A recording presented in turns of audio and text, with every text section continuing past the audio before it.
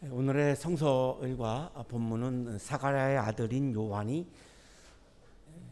히브리인들이 그렇게 고대하고 기다리던 메시아, 그 메시아가 누구냐? 바로 예수님이 우리가 그렇게 기다리고 있는 메시아다라고 하는 것을 예고하는 그런 말씀입니다. 당시 히브리인들은 이거를 쉽게 받아들이기 어려웠습니다.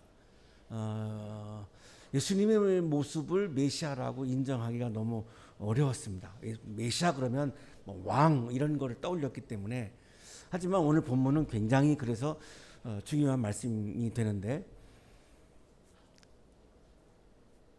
이 메시아라고 하는 단어가 예수님의 고유명사가 됩니다. 처음에는 안 그랬는데, 이것이 세례 요한이 오늘 이 예고를 한 이후에 이루어진 사건이기 때문에 그런 면에서 오늘 본문은 굉장히 중요한 본문이라고 볼 수 있습니다. 이 메시아라고 하는 말은 원래 히브리어로는 마시아흐입니다. 이 마시아흐를 그냥 우리가 우리말로 메시아라고 부르고 있는 것인데, 이 마시아흐를 그리스어로 옮긴 말이 크리스토스입니다. 이 크리스토스를 우리말로 옮긴 말이 그리스도입니다.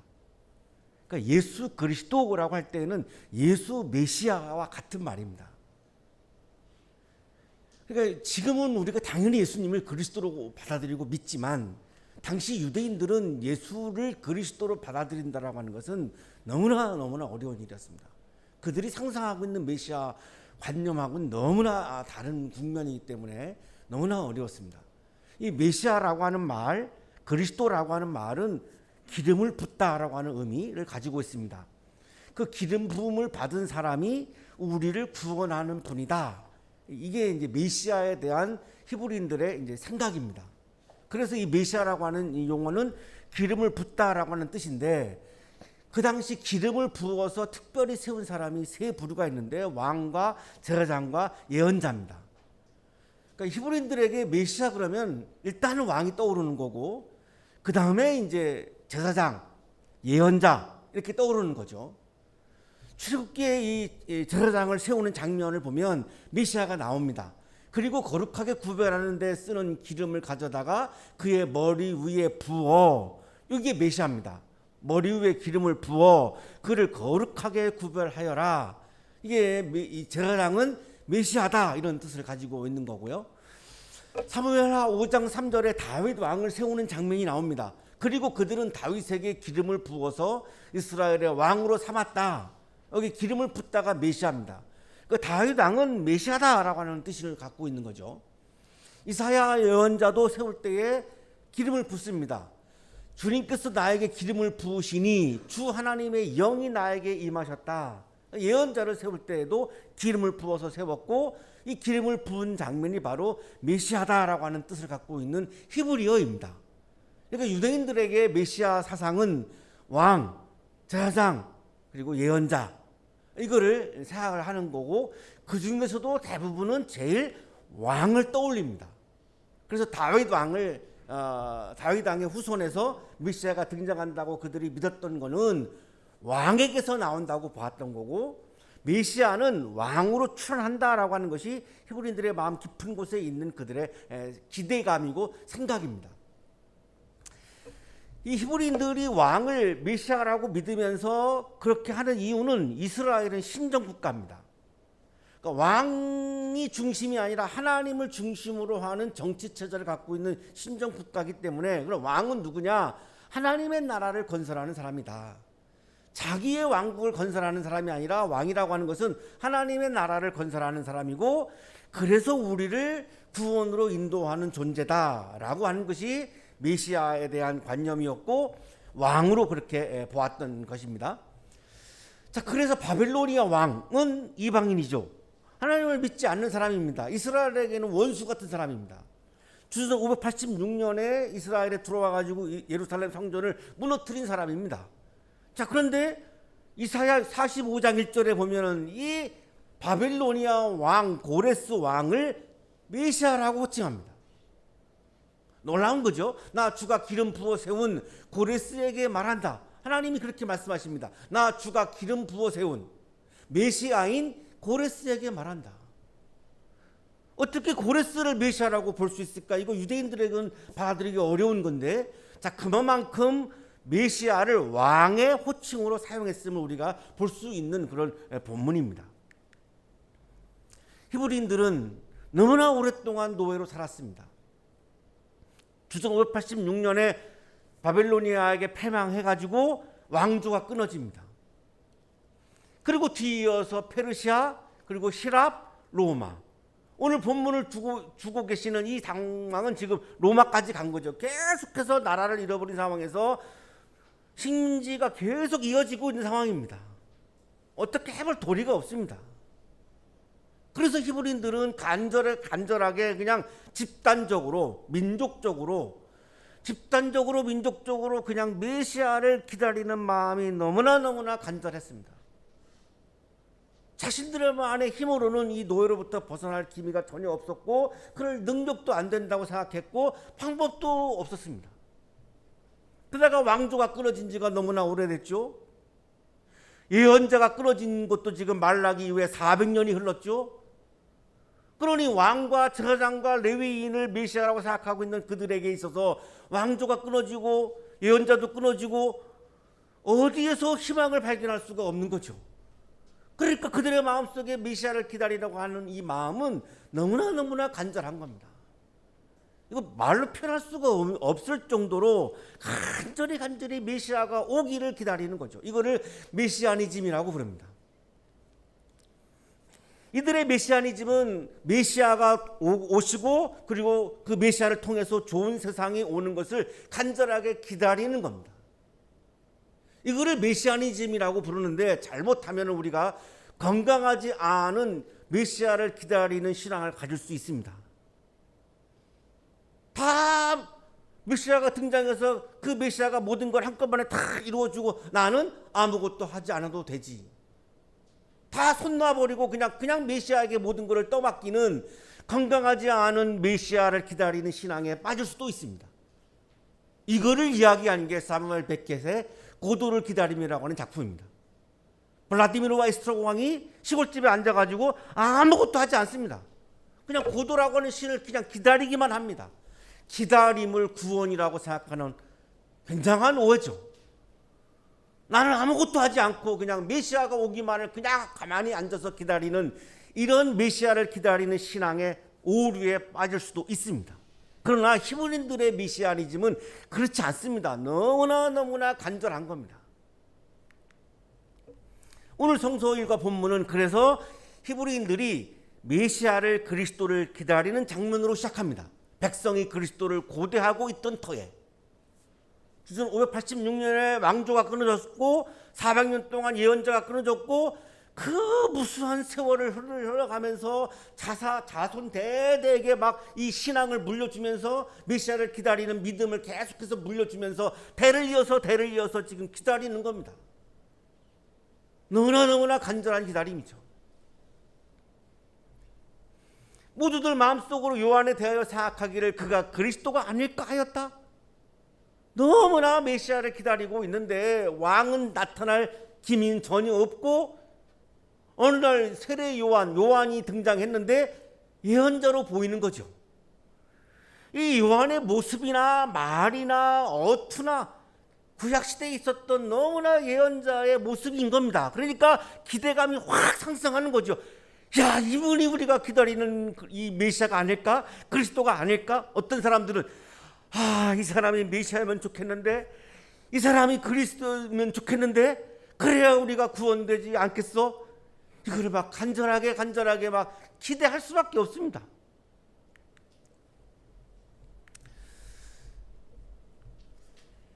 세례 요한이 사가랴의 아들인데 나타나가지고 광야에서 외치는데 그 핵심 메시지가 회개입니다. 구약성서의 예언자들이 가장 강조했던 것이 회개입니다. 그러니까 요한의 모습에서 예언자의 모습이 막 보이기 시작하는 거죠. 누가복음 3장 2절입니다. 하나님의 말씀이 광야에 있는 사가랴의 아들 요한에게 내렸다. 말씀이 내렸다. 이 예언자들에게 굉장히 많이 나오는 이 본문이죠. 말씀이 내렸다. 영이 내렸다. 그러니까 예언자로 볼 수밖에 없습니다. 메시아로 볼 수밖에 없습니다. 그리스도로 막 보이는 거죠.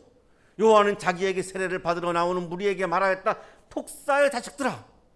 이런 어투는 예언자들이 했던 어투지 다른 사람들은 못했습니다. 감히 예언자들만이 막 왕 앞에 가서도 막 순기하고 나단치고 했던 거죠. 누가 너희에게 닥쳐올 진노를 피하라고 일러주더냐.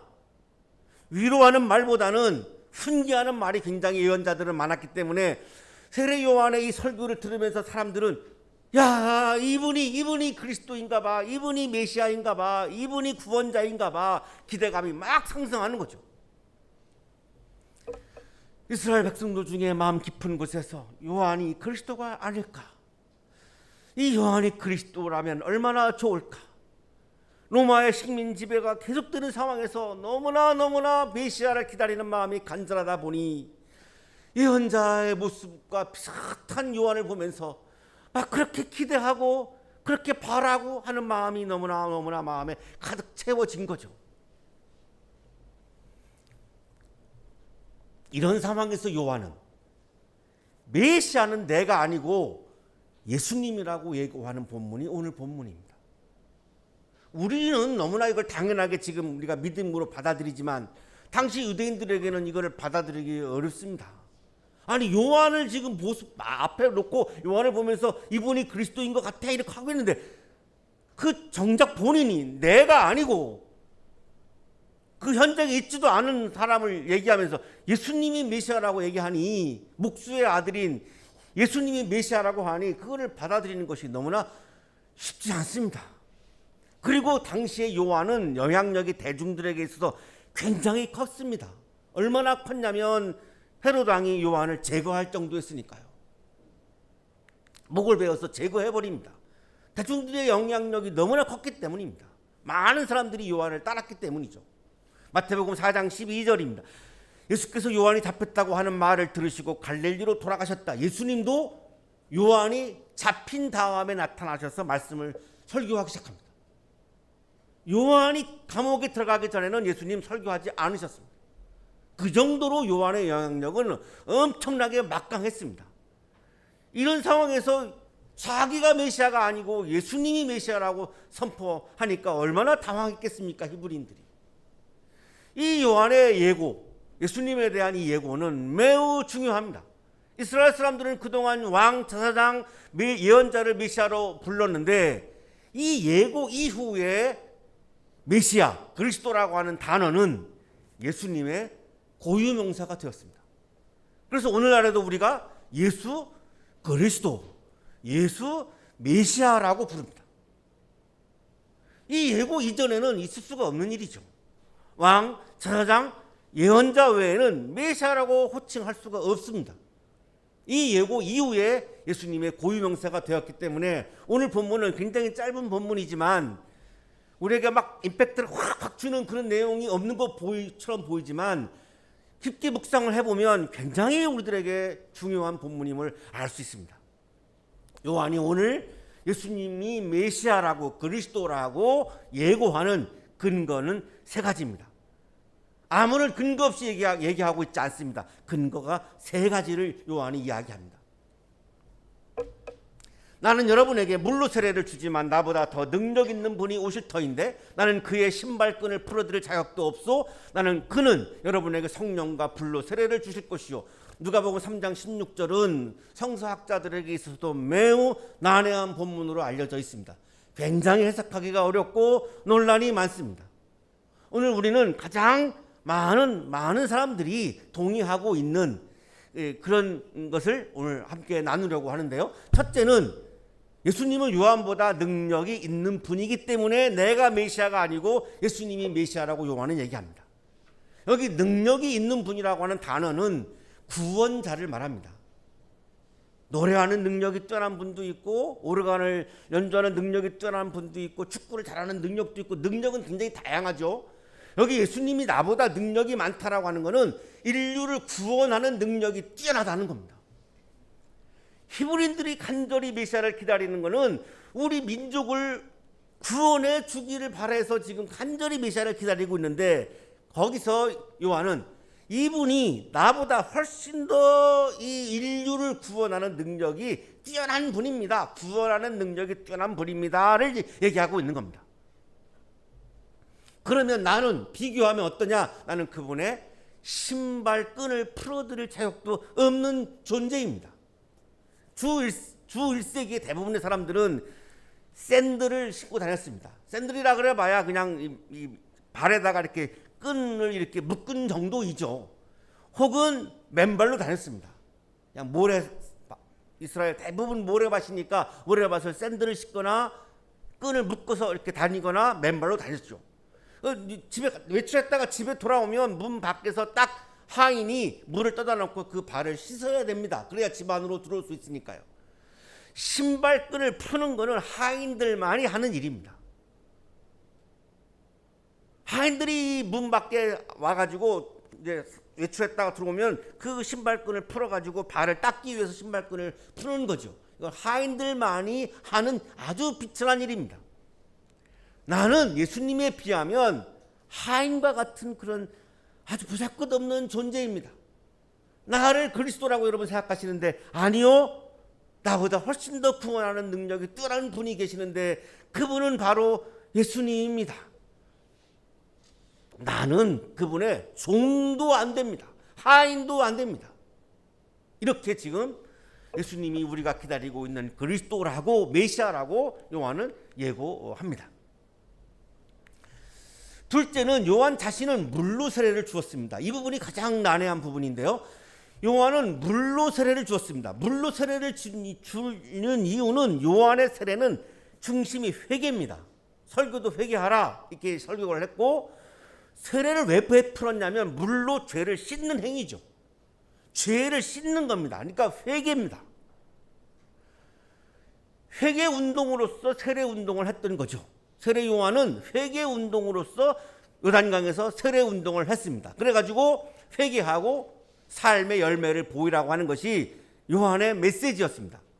자, 그러나 사람들을 막 죄인이라고 몰아붙여가지고 막 죄책감을 갖게 하고 그래서 막 이렇게 막 위축되게 하고 이런 게 아니었습니다. 가끔 보면 그런 분들도 오늘날에도 계시는데 막 교인들을 막 죄인이다라고 하는 걸 강조해서 꼼짝 못하게 하는 그런 걸 가끔 보는데 지금 세례 요한의 회개 운동은 그런 게 아닙니다. 굉장히 희망적인 겁니다. 새로운 세계가 도래하고 있고 하나님의 나라가 오고 있는데 그 하나님의 나라에 들어가는 문은 회개의 문이다. 회개라고 하는 문을 통과해야 우리가 그 하나님 나라에 들어갈 수 있다라고 하는 굉장히 기대감이 넘치는 희망이 막 넘치는 차원에서의 회개운동, 세례운동입니다. 그래서 물세례를 했던 거죠. 하나님 나라에 들어가는 준비하는 단계로서의 회개, 세례운동을 했던 거죠.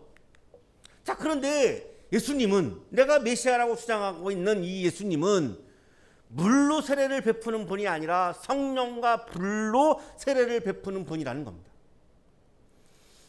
물로 세례를 베푼다라고 하는 말씀과 성령과 불로 세례를 베푼다라고 하는 말씀의 차이가 중요하죠. 이 차이가 뭔가?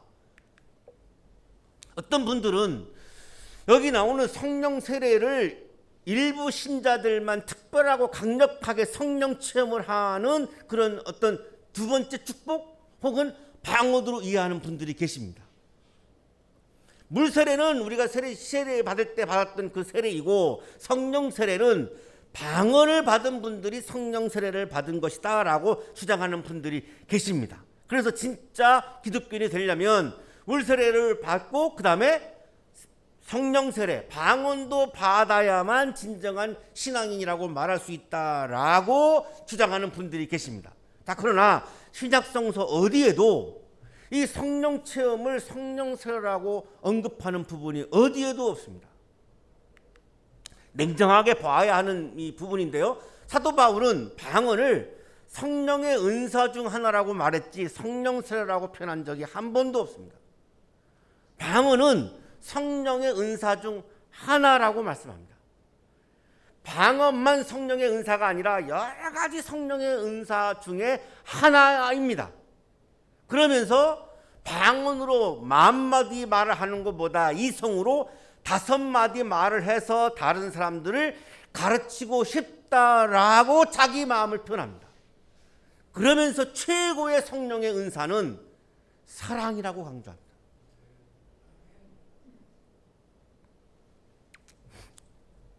사랑의 실천이라고 하는 한양대학교의 건화기념이 기독교의 핵심이라고 제가 여러 번 말씀을 드렸는데 여기도 또 나타납니다. 성령의 은사의 1번은 방언이 아니고 사랑이라고 말씀합니다. 그러니까 사랑의 실천이 기독교의 핵심일 수밖에 없습니다. 자꾸 이거를 부정하는 분들이 계시는데 기독교의 핵심입니다. 고린도전서 14장 1절입니다. 사랑을 추구하십시오. 신령한 은사를 열심히 구하십시오. 특히 예언하기를 열망하십시오. 성령의 은사 중에 지금 첫 번째 은사를 말씀하는 장면입니다. 사랑을 실천하는 것, 사랑을 추구하는 것이 가장 성령 충만한 사람이라고 말씀합니다. 가장 성령 충만한 사람은 방언을 하는 사람이 아니고 사랑을 열심히 실천하는 사람이 진정한 성령 충만한 사람이라고 말씀하고 있는 본문입니다. 그러나 나는 방언으로 만마디 말을 하기보다도 다른 사람을 가르치기 위하여 나의 깨친 마음으로 교회에서 5마디 말을 하기를 원합니다. 방언을 부정하지 않습니다. 바울이 방언을 부정하는 게 아닙니다. 부정하는 것이 아니라 방언이 중요하죠. 중요하지만 방언보다 더 중요한 것은 아까 예언이라고 나왔는데 예언이 설교입니다. 냉철한 이성을 가지고 하나님의 말씀을 내가 사람들에게 전하고 가르치는 이것이 방언보다 더 중요하다라고 바울은 강조하죠. 방언을 부정하는 것이 아닙니다. 그런 것이 아니라 방언만이 성령의 은사가 아님을 지금 제가 말씀을 드리는 건데, 제가 목회하면서 이런 말씀을, 이런 설교를 하니까 어떤 분이 제가 방언을 부정했다고 교회를 떠난 분이 계십니다. 너무너무 마음이 아팠습니다. 저는 방언을 부정하지 않습니다. 저는 방언을 하는 걸 너무나 많이 경험한 사람이고, 방언을 부정하는 것이 아니라 성령의 은사 중에 하나인데, 성령의 은사 중에 첫 번째는 방언이 아니고 사랑이라고 분명히 성경에 기록되어 있기 때문에 방언보다 더 중요한 것은 사랑이라고 제가 말씀을 드리는 거지, 방언을 부정하는 말씀을 드리고 있지 않습니다. 그런데 그분은 오해하셔가지고 이 전진 목사가 방언을 부정했다고 교회를 떠나셨어요. 정말 마음이 아프죠. 오해 없으셨으면 좋겠는데요. 사도 바울은 성령의 은사 중에 1번이 사랑입니다. 그러면 방언을 받지 않았다고 해서 진정한 그리스도인이 아니다라고 주장하는 것은 너무나 논리적이지 않습니다. 성서적이지 않습니다. 방언의 은사를 받는 분도 있고, 사랑의 은사를 받는 분도 있고, 예언의 은사를 받는 분도 있고, 성령의 은사는 굉장히 다양합니다. 우리 교인들은 아마 예언의 은사가 많으시죠. 가르치는 분들이 많으시니까. 냉철한 이성을 가지고 지금 방언에 하는 10,000마디보다 가르치는 5마디가 더 중요하다고 지금 사도 바울이 지금 강조하죠.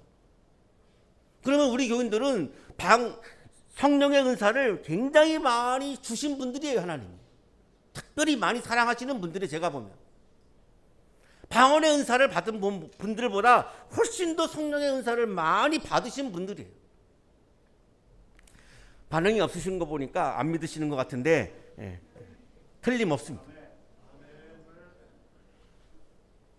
16절의 성령과 불을 이해하려면 이사야 4장 4절, 그리고 쿰란문서 1QS 4장 20절, 그리고 오늘의 본문 17절을 보아야 이 성령과 불 세례가 어떤 건지 명확해집니다. 여기 이 쿰란문서 1QS가 좀 낯설으시죠? 이게 쿰란 동굴에서 11개의 동굴에서 사해사본이 발견됐죠. 이 사해사본은 성서로 기록된 것 중에 가장 오래된 문서입니다. 손으로 필사한 겁니다.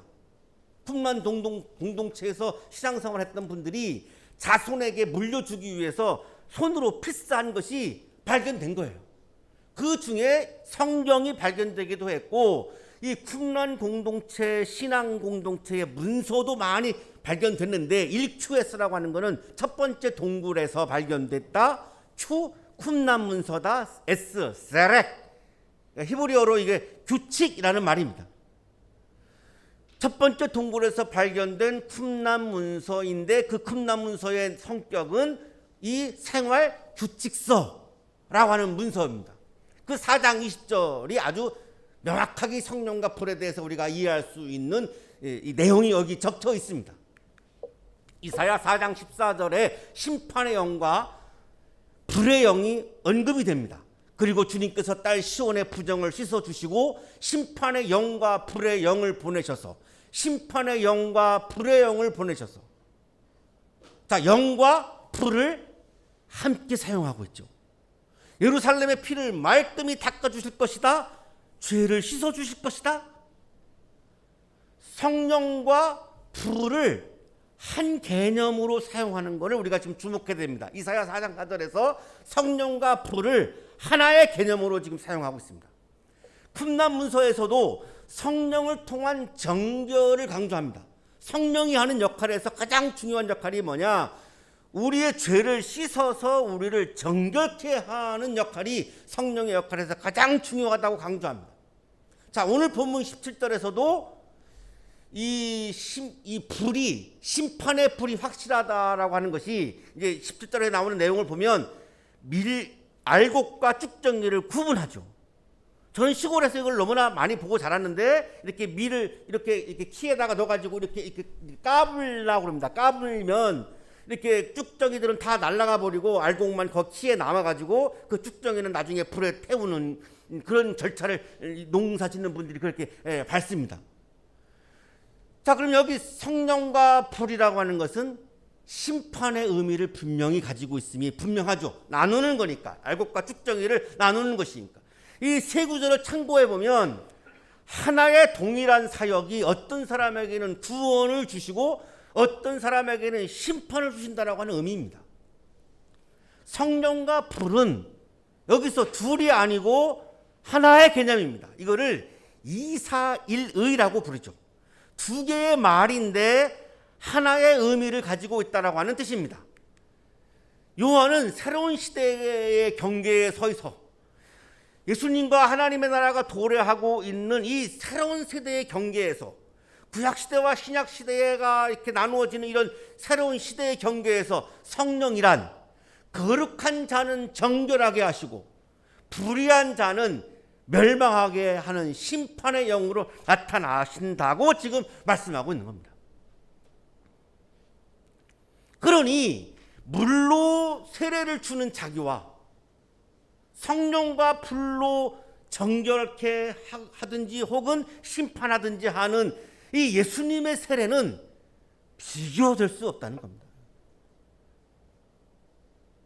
회개 운동을 펼치고 있는 나는 메시아일 수가 없다는 거죠. 나는 그냥 회개 운동을 펼치는 것뿐인데 이분은 하나님의 아들로서 오셔서 메시아로 오셔서 그리스도로 오셔서 우리들의 구원자로 오셔서 심판을 통해서 성령을 통하여 우리를 정결케 하셔서 우리를 구원에 이르기도 하시고 끝까지 고집을 피우고 회개하지 않고 자신을 하나님 나라에 자신을 들어가지 않고 끝까지 거부하는 사람들에게는 심판을 하시는 이분이야말로 우리들의 메시아요 그리스도이시지 어떻게 회개 운동을 펼치고 있는 내가 메시아일 수 있습니까? 나는 그리스도가 아니고 이분이 바로 그리스도요 메시아입니다 라고 지금 강조하고 있는 거죠. 그는 자기의 타작마당을 깨끗이 하려고 손에 키를 들었으니 알곡은 곳간에 모아드리고 쭉정이는 꺼지지 않는 불에 태우실 것이요. 세 번째 근거는 예수님은 심판자라는 겁니다. 나는 심판의 자격이 없다는 거죠. 심판을 아무나 하는 게 아니죠. 공적으로 세워진 심판이 심판을 보는 거지 아무나 경계장에 들어가서 심판할 수 없습니다. 나는 심판의 자격이 없는 사람이고 이 예수님이 바로 심판자라는 거죠. 어떻게 심판하시느냐? 손에 키를 드시고 알곡은 곳간에 모아드리고 쭉정이는 불에 태워버리는 이 심판을 예수님이 하신다는 거죠. 키는 아까 말씀드렸지만 이 쭉정이와 알곡을 구분하기 위해서 이렇게 까부는 이런 거를 도구를 말하는 것이고 이 키는 심판을 상징하고 있는 도구이죠. 예수님 시대의 일꾼들은 이 키를 사용해서 이 수확물을 여기다가 담아서 공중에다 이렇게 날려가지고 쭉정이는 바람에 날아가게 하고 알곡은 이제 모아들이고 이렇게 해서 심판의 역할을 했기 때문에 이렇게 비유하고 있는 거죠. 쭉정이는 바람에 날리고 알곡은 이제 모아들이고 이렇게 해서 쭉정이는 이제 불에 태워서 없애버리죠. 여기서 쭉정이는 하나님을 위해 살기를 거부하는 사람들, 하나님 나라를 이루어가는 것을 방해하는 사람들, 하나님 나라에 전혀 쓸모가 없는 사람들, 그들을 의미합니다. 이들에게는 심판이 임박해 있다라고 지금 경고하죠. 알곡은 회개하고 나만을 위해서 살던 내가 내 삶을 돌이켜서, 회개를 통해서 내 삶을 돌이켜서 하나님을 위해서 열매를 맺으며 하나님 나라를 위해서 헌신하는 사람들, 이 사람들을 알곡이라고 지금 그렇게 표현을 합니다. 요한은 예수님이야말로 하나님을 대신해서 이 알곡과 쭉정이를 구분하고 나누는 심판을 하시는 분이시기 때문에 이분이 진정한 그리스도이시오 진정한 메시아임을 강조하고 있습니다. 사랑하는 한양 가족 여러분, 우리는 새해를 맞이해서 무엇을 간절히 기다리고 있습니까? 블라디미르와 에스트라공처럼 시골집에 앉아가지고 오지도 않을 고도를 막연하게 기다리고 있지는 않습니까? 그 결과는 허탈입니다. 오지 않는 거기 때문에. 순간적으로 카라가 가져다주는 욕망의 실현을 기다리고 있지는 않습니까? 욕망을 기다리는 결과는 욕구 불만입니다. 욕망은 끝이 없기 때문입니다. 예수님은, 메시아로 오신 예수님은, 그리스도로 오신 예수님은, 유대인들은 메시아 그리스도 그러면 로마를 물리쳐가지고 우리를 구원해줄 막 이 군사력과 물리력이 엄청난 분으로 기대하고 있지만 그 반대로 오셨습니다. 십자가에 죽으시는 나약한 모습으로 오셨습니다. 예수님은 내 앞에 나타나셔가지고 나의 모든 것을 한꺼번에 뭐 도깨비 방망이처럼 막 해결해 주시는 그런 메시아, 나의 욕망을 다 실현시켜 주시는 메시아, 그런 메시아가 아닙니다. 우리를 하나님 나라의 기쁨이 가득한 세계로 인도해 주시는 그리스도시요 메시아입니다. 우리가 허망한 길을 걸어가고 있는 우리를 안타까워하시면서 우리를 진정한 행복의 길로, 진정한 기쁨의 길로 안내해 주시는 진정한 그리스도시요 메시아입니다. 예수님의 생애는 우리를 구원하시기 위한 생애였습니다. 그분은 성령으로 우리를 정화시키시고 하나님 나라를 반대하는 불의를 심판하시고 우리로 하여금 하나님 나라의 기쁨을 누리게 하시기 위해서 십자가의 목숨까지 바치신 메시아요 그리스도입니다. 욕망을 추구하는 인생의 길에서는 그 메시아를, 그 그리스도를 만날 수가 없습니다.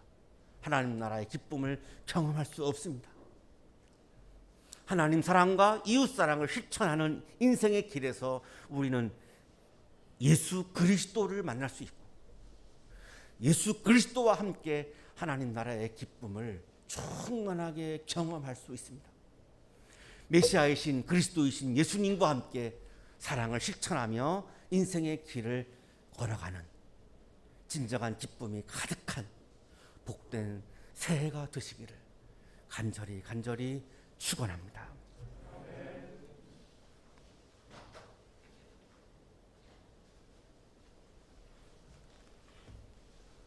거룩하신 주님,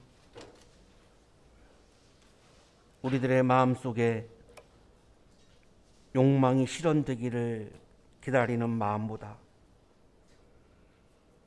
예수님을 기다리는 마음이 더 간절하게 하여 주옵소서. 온통 사랑으로 사셨던 그 예수님을 기다리고 그 예수님을 만나고 그 예수님과 함께 동행하며 우리들의 삶이 이기적인 삶으로부터 사랑을 실천하는 삶으로 변화되게 하여 주옵소서. 그 길에 하나님 나라의 기쁨이 충만함을 믿습니다. 2023년 한 해 동안 최선을 다하여 하나님을 사랑하고 이웃을 사랑하는 사랑의 실천을 통해 그리스도께서 우리에게 선물로 주시는 하나님 나라의 기쁨이 충만한 한 해가 되도록 우리 모든 한양 가족들에게 은혜와 은총과 복을 부어 주시옵소서. 예수 그리스도 이름으로 기도하옵나이다.